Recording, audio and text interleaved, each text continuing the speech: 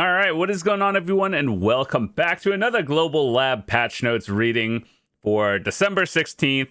And the other day was the Calpheon Ball, and we talked about all of that. It was a pretty decently long recap video, so if you haven't checked it out, I'll leave a link in the description, or you can find it on the channel. But Global Lab patch notes dropped for today, and I assume that a lot of this stuff is going to be covered again, and Global Labs notes usually mean in the upcoming week things go to the live servers for NA and EU. So anyway, there's probably going to be a lot of topics that we are going to be talking about once again, because we talked about it last week in the Global Lab, or the other day. But for anyone who hasn't caught up with it, let's just see what it's all about. And I'll leave a link in the description to the Global Labs notes here as well. And it's translated from Korean to English, so I'll try to make it make sense. But anyway, Blackstar Weapon and Armor, God Eye, Agris Essence, and all that stuff, stat reduction. Yeah, this is something we talked about the other day. Basically, Black Stars are going to be made easier. And by easier, I mean, you know how there's from Tet to Pen, it takes like 40 fails. Yeah, now it's going to be cut to 20 fails before the guarantee. And there's a lot of other stuff, and following with the Godder weapons as well. Agris Essence, Ancient Anvil, stat reductions. So yeah, from 40 to 20, and Godder from 25 to 12 after a change. Basically, you don't spend as much Cron Stones failing. It's cut in half. But I think overall, they're trying to push Sovereign weapons and Karazad throughout 2025. So they're trying to allow people to catch up easier, which I think is overall a good thing.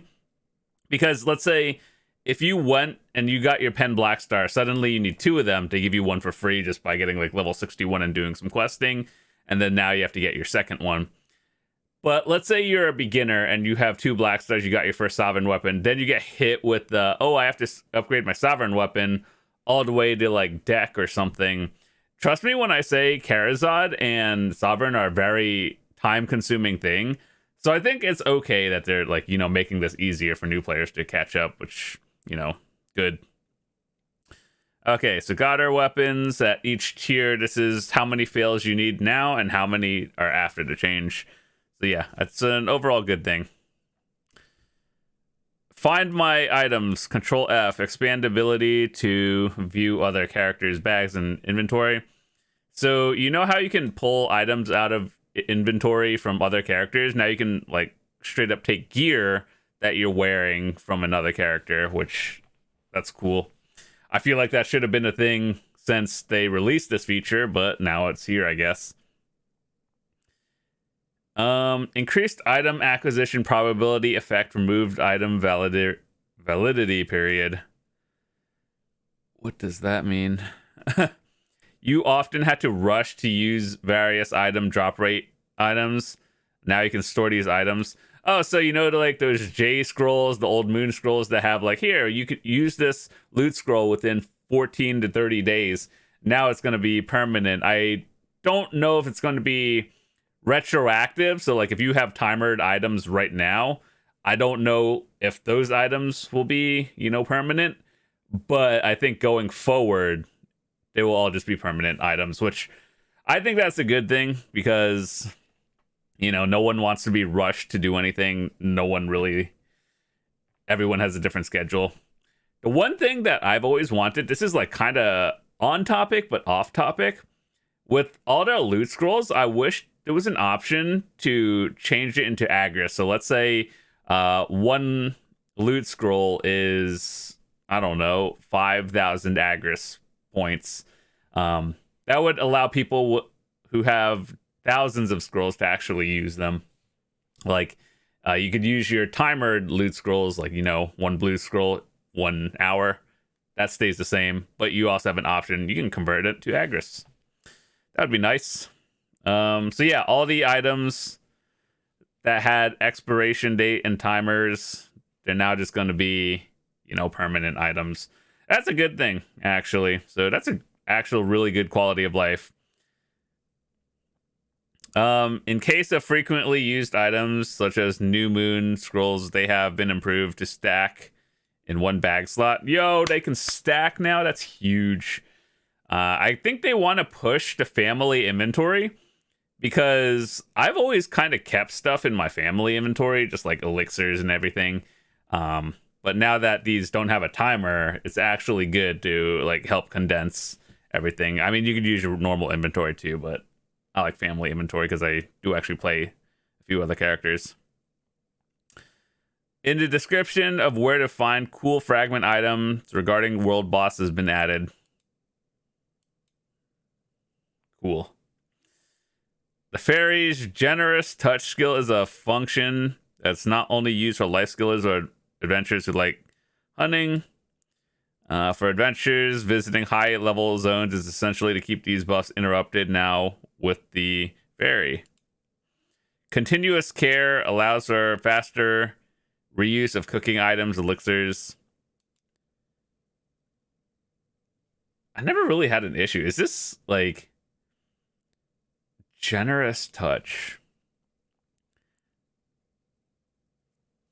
Are they talking about, hold on. Let me look at this in game.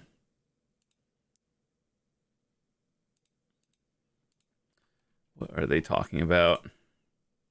Do they mean miraculous cheer or continuous care? Because these are two different things. Miraculous cheer is like basically mandatory for anyone these days with the fairy.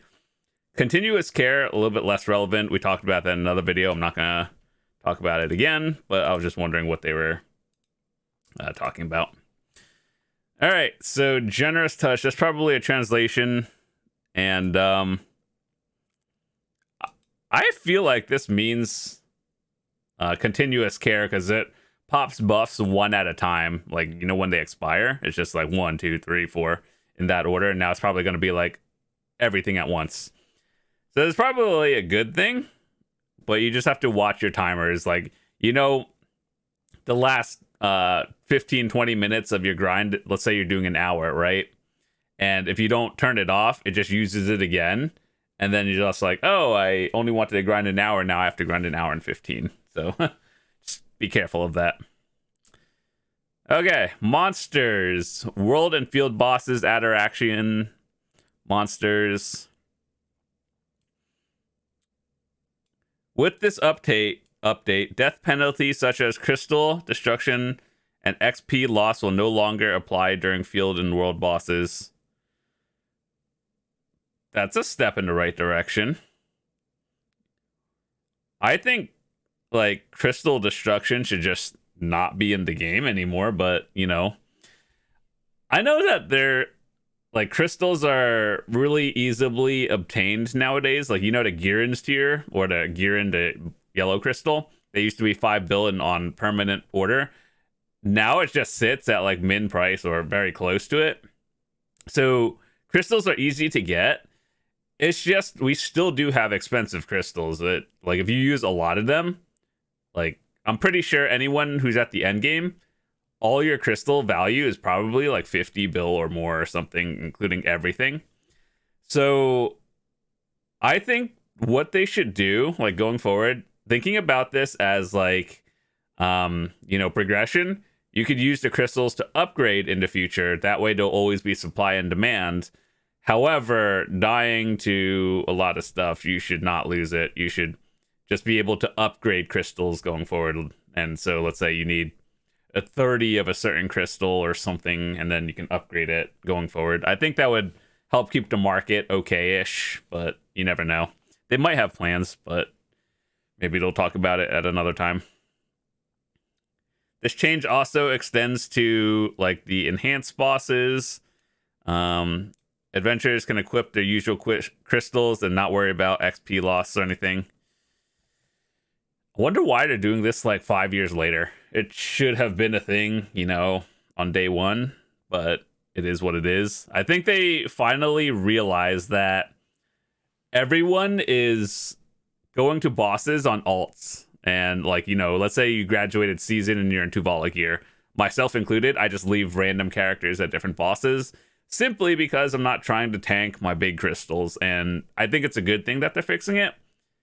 But that should have been an issue fixed years ago. But it is what it is. So overall, it's a good thing. And then the same with Ataraxian, I believe. Additionally, in Ataraxian, the death penalties previously applied upon dying to normal monsters and some mid-level bosses at Elvia difficulty have also been removed.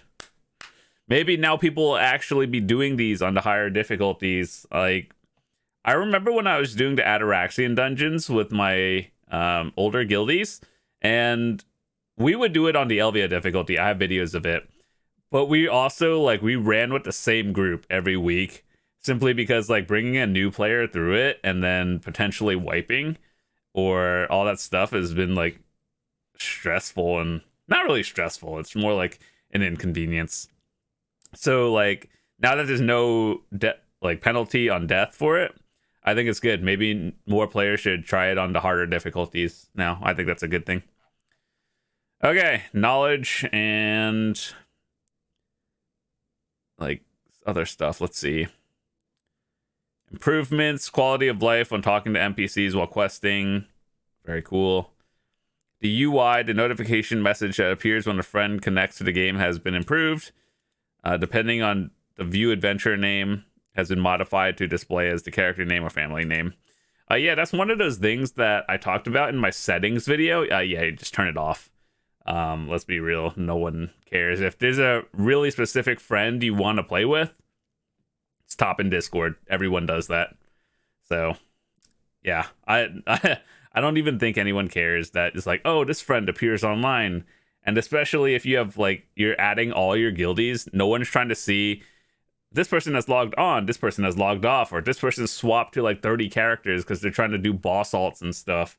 And, you know, a lot of stuff. People swap to characters for a lot of different reasons, but no one cares. So just one of those things where turn it off. Performance improvements have been made when opening and closing the world map, allowing you to view the world map on a smoother screen. That's actually a pretty huge thing, believe it or not. It doesn't matter if you have a good computer or not, or if you have, like, I guess, newer console versus the older gen. That has always been an issue. Like, sometimes I hit my map button, FPS tanks, and then goes back up again. Now, if it can be like one smoother transaction, I think that's a good thing. So, you know, it wasn't really a big deal, but if it's getting better, that's good. Okay, so fixes and changes. Ranger outfit change, shy. Fix an issue where the appearance of the baby cryo backpack would appear abnormal when attacking with bare hands without a weapon. Not an issue I ever would have discovered. Okay, let's see. What are some important ones? The issue where the abyssal well in the new one. So they added a new well going into the Yukjo Street, which is like in or outside of the main town where you do the royal workshops, and that's a good spot. Was not being used properly in the following situations has been fixed. When you don't have the knowledge together, and okay, so you have to have knowledge first, I assume, to be able to actually go there. That makes sense, but I haven't had a need to do that. The issue where it'd be awkward to retrieve equipment that was already being worn when wearing equipment that occupies multiple parts of a mount has been fixed. I think I heard that. It's never happened to me because I don't gear swap on my horse a lot.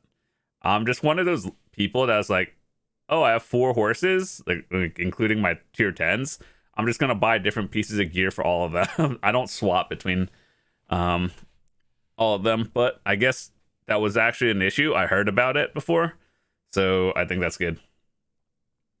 When forced attacked, aka PvP, is enabled, the large ship ladder of the other adventures, except guild, unit, and party adventures, can no longer be used.